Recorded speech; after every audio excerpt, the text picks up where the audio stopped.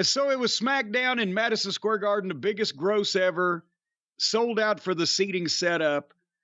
And the first thing they see is the Usos entrance. And they get a big pop and the Usos chants and the one fingers. And they start to do the interview crowing about Roman Reigns getting beat. And then Heyman and Solo interrupt them. And they walk down to the ring, speaking. And I look, Paul now, it's a rib. He's got a microphone. He's got those two big heavy belts. He has to, wearing a suit, step through the ropes. I'm surprised they don't have him patting his head and rubbing his stomach at the same time. But anyway, the Usos tell Paul, shut up. They didn't say shut the fuck. The crowd will handle that in a minute. It was an ad-lib there. Yeah, shut up, but he won't do it because only one man in the WWE or in the world or whatever he phrased it tells me to shut up. He's talking about Roman, and then Solo puts his hand over Paul's microphone, and everybody looks shocked. And just then, Roman's music plays. And here he comes, and as he's making his entrance, they go to a break. So we're going to break now in mid-interview. The promos have a break. Not just any promo, but the promo where he's going to confront the cousins who just super kicked him. My God, the Allies are marching through the streets of Berlin and Hitler's diving into a hole, but we'll be right back after this word from Preparation H. And it was only like 10 minutes into the show after they had done the recap of the Bloodline Civil War tag team match at the top, and then, their beauty shots, and then they use all the business we just talked about. It's only 10 minutes that they go to break. So they come back. But now we found out why they went to break there. Because elsewise they'd have had to have a commercial-free show. Because when they come back, Roman... I understand all this stuff is over. But at the same time, Roman gets in the ring, turns his back on his family members that he's just had this big Civil War match with and got beat by, and still tells Madison Square Garden to acknowledge him while they just stand there and don't do anything. To get everybody's shit in when there's animosity, it looks awkward sometimes. Do you see what I'm saying to you? I completely agree with you.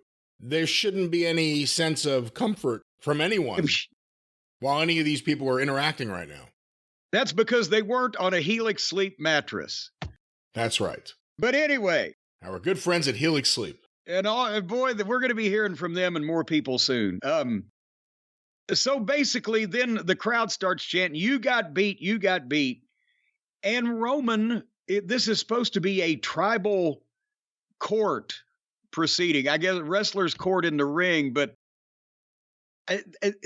I get the idea of a tribal court bringing someone up on tribal charges or whatever, and I'm not suggesting they should have had palm trees and a fucking sandbar in the goddamn ring. But they didn't really. This is just like an interview that broke out into, why is Roman supposed to show up to be tried when they have no offense? That's what his story is. Neither one of you is the tribal chief, so how can this be tribal court? That was the Saddam Hussein argument when they tried him in Iraqi court. He's like, who are you to be a judge in Iraq? I'm Saddam Hussein. Roman could have just sent a goddamn postcard saying, fuck you, I'm on the beach. You have no pull over. This is not a subpoena. I don't know. I thought there would be some other family members there of some sort. Not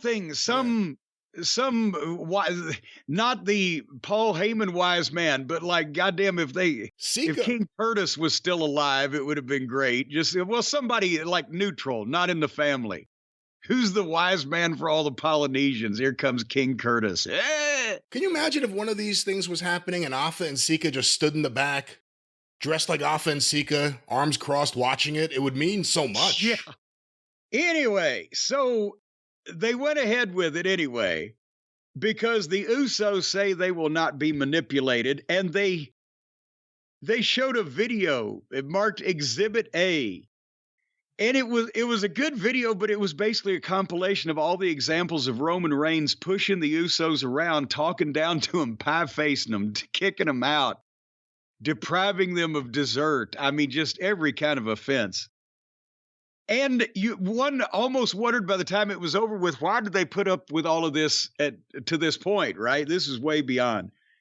But anyway, at that point, the crowd started a chant that they weren't just muting a word. They just dropped the goddamn audio completely out of the program for like 15 or 20 seconds. The whole show. Yeah. And, I'm thinking, my God, if they don't shut up, the guys in the ring have no way of knowing when the audio is being muted by the network.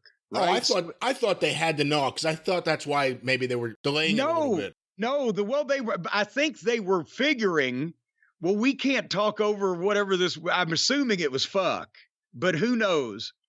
But I think they knew they don't have any official way of knowing we're pressing the button, we're on solid mute for 20 seconds, or they're trying to mute fuck, but whatever. But if you're in the ring and you hear a chant of fuck every few seconds, you have to figure the network's either dropping the whole thing out, or at least that part, so I shouldn't talk. Yeah, and that's why, they were kind of milking around, but I'm thinking, my God, if anybody, because the Usos look like they get a little excited. So I'm thinking, if anybody says anything important, we're not going to hear it. And then Roman responded to them when they got audio back, no, I didn't. So I assume it's you fucked up. But again, whereas AEW will not even, I think they've given up, but they tried to bleep shit for a while. They've obviously told people to stop saying things because there was that plethora of shit for no reason and etc. But TBS or TNT, the Warner folks, they were not as conscientious as Fox is. Fox just says, fuck all the audio until they quit. So anyway, Roman then tells the Usos, hey, that's not who I am. That's who I was forced to be. It's like, you made me do this, right? I did it for you.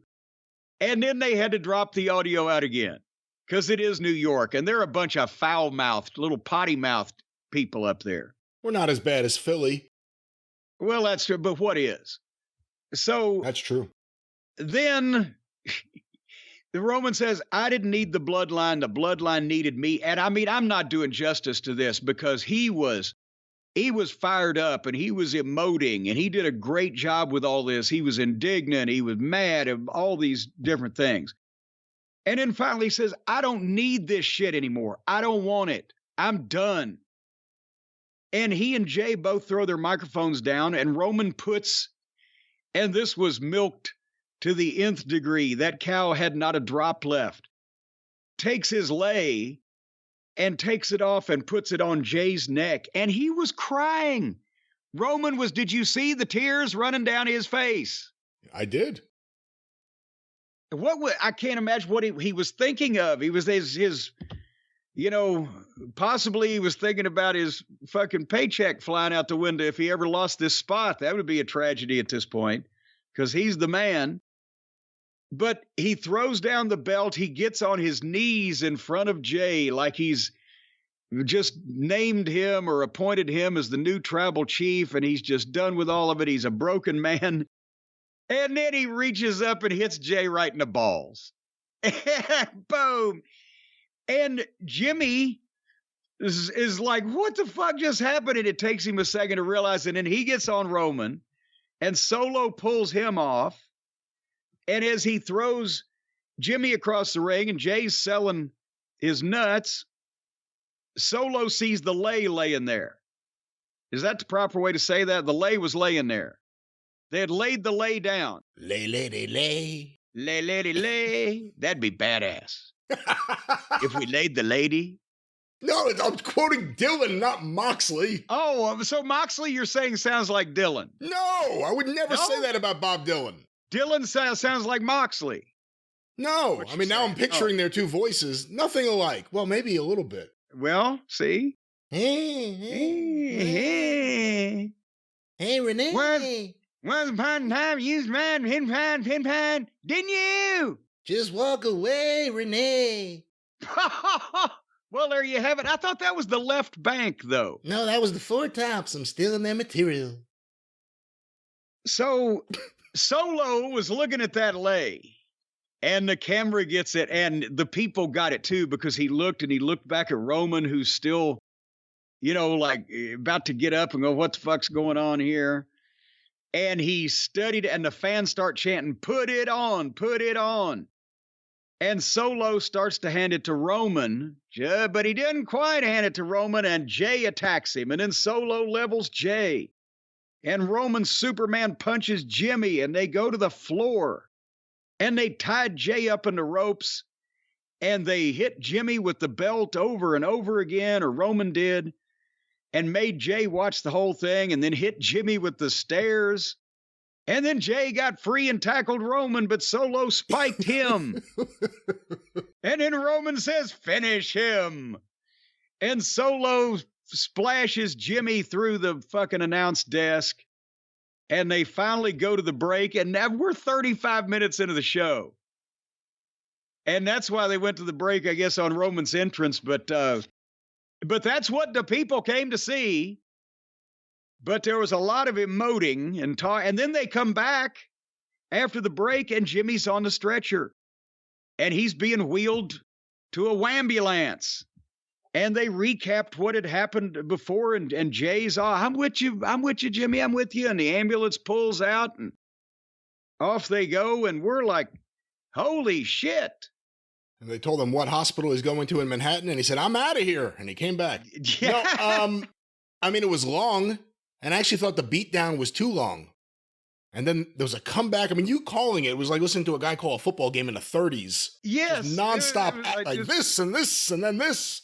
And it took finally the officials came down. There was Adam Pearce and his crew of suited stooges, but it took them like 5 to 7 minutes to notice that there was a slaughter taking place in the middle of Madison Square Garden. Yeah, where are the cops? Cop jumped in the ring when Roddy Piper shoved Cyndi Lauper with his foot. There's no cops here for this? Yeah. Well, to be fair, the Usos didn't look as fragile as Cyndi did. You think Heyman, like, in terms of arms and shoulders, is in the best shape he's ever been in from these long segments, just holding those belts? Just hold it. That's I know. He was out there for half an hour with those fucking. Maybe he's had like a replica made that is like of very realistic looking plastic or something. No, he's got to have 30 pounds on his shoulders, plus the extra fucking 180 or 200 pounds around his midsection. Oh, stop it. I'll leave him alone. Be nice. It's been a long time since that match. Which I won. Which you won. The one I won. You took his pants off. That's the match. Yes, it was. You got me distracted here. I got you distracted by taking off Paulie's. You know pants. why? Because I was trying to remember. Did he have purple underwear? He ran away. It was light blue colored underwear with a white waistband. He didn't even go to the trouble. Remember when I got fucking stripped? In the Superdome, and every night of the myriad in Oklahoma City, I had big boxer shorts with goddamn large red hearts on them. And I'll have you know that I couldn't find big boxer shorts with large red hearts on them, so I had to get white boxer shorts and a red Sharpie and make my own. No. Yes, I did. No, you did not. Yes, Get I out did. of here. I did not know that. Get out of here. Red, thick red marker and drew those fucking hearts on. I couldn't find them. I'm like, this is the most classic comedy fucking prop of all time, and I couldn't find them anywhere in the state of Louisiana. Jimmy Hart used those too in WWF. Whenever he got his pants ripped off. That's the thing to do. And it was even more apropos for Jimmy Hart. Oh, because they're little red hearts. There you go. You should have called him. He probably had a hookup. Well, this was, I was on the sperm of the moment. I realized I was getting stripped. When you see a segment like this, and again, it went a long time, and you said the right thing. It gave the fans there what they came to see. They came to watch the show. They didn't come to see matches. Let's be honest. Yeah. You're seeing more and more chatter because more and more people are talking about it. And if they're talking about it, there's probably a reason behind it about Roman Reigns should be getting an Emmy for his performance on the wrestling program on Fox. What are your thoughts? Because, I mean, again, I was watching this, and at one point, I'm like, okay, for the psychological aspect of the storyline, I understand what he's doing. But on the other hand, I'm like, is he auditioning for every casting agent right now? Look at Possibly. look at the range of emotions I could do in 20 minutes in front of a live audience. And see, I think you asked me one time before, I said, it's an insult to what the wrestling business is supposed to be to award anyone publicly for their great acting. But at this point, since the WWE and really the wrestling business anymore, and the only interesting thing about it is Roman Reigns' fucking acting, I can't. Can we come up with at least a category like best acting in a sports presentation? Or, I don't know. But they have successfully, I guess, created an audience at Madison Square Garden, the place that Vince Sr. says, as goes the garden, goes the business. The hallowed hall, their shrine. Now, people sell it out and come to see this dramatic rendition punctuated by brief wrestling matches. 30 years ago, the crowd would have set the seats on fire if they got the matches at a wrestling show, at a WWF show that they got on this program, and they were happy to pay the highest prices in the history of the world to fucking see it. Yeah, even the live Piper's Pits at Madison Square Garden could only go so long. Oh my God. And then they might want to get in the ring and fucking get the hook themselves to get on with it. I remember how impatient those people were. What do you think about the idea they set these records with this Garden show, and this, more than likely, is the final Madison Square Garden show under Vince McMahon's sole ownership? Well, actually, it's kind of fitting. It's apropos because he took over wrestling in Madison Square Garden when it was running 12 times a year and selling a building out every time with people, not sets. And he didn't like the wrestling business, so he wanted to be sports entertainment. And 40 years later, they can only run once or twice a year, and they don't draw as many people as they used to, but they pay ridiculously more money to come, and there's almost no wrestling on the show. It is now officially the South Park episode WTF, where Vince came to scout the kids' backyard wrestling federation. And all they do is get in the ring and a spotlight and emote. How apropos.